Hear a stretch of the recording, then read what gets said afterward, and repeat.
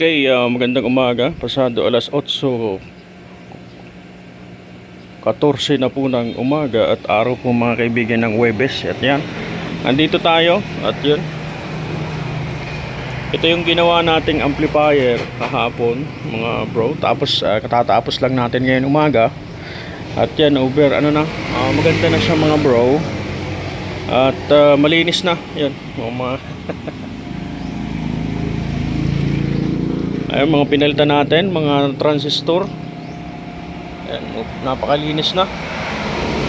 No bro? Ayan, siyempre, ang tunog natin galing doon sa TV. Naka Bluetooth siya mga bro. Ang ganda nitong Bluetooth na to mga bro. Ayan o, Bluetooth siya mga bro. Na nakasaksak lang doon sa 5 volts. Tapos meron akong stereo jack. Papunta naman dito sa amplification. Ang laking tulong kasi isa lang yung cellphone natin, napapagana natin yung tunog galing dito sa TV. Hindi na tayo gagamit ng mga mahabang jack mga bro para matest lang yung amplifier kung gumagana.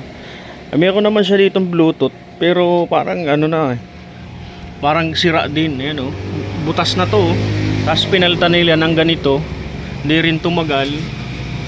Kaya ginamitan ko din yung sarili kong Bluetooth mga bro. Okay, testingan natin kung tumutunog na.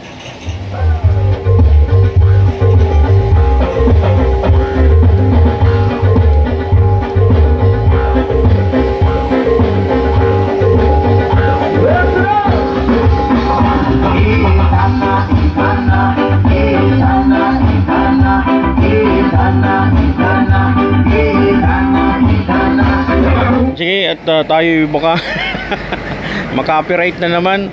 Ayaw nila yung isang straight na tugtog tapos inaano ako nung Facebook Meta. Oo, yan, ang copywriting yun na eh.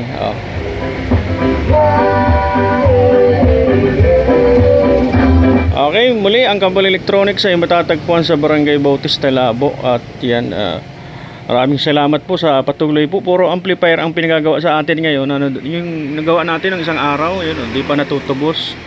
Ayan, ito na yung yung kahapon yata, usap namin sa Biyernes ang dating niya. Maganda yun at true break-in naman tayo. Okay, ito yung cover niya, DB Audio powered by Astron.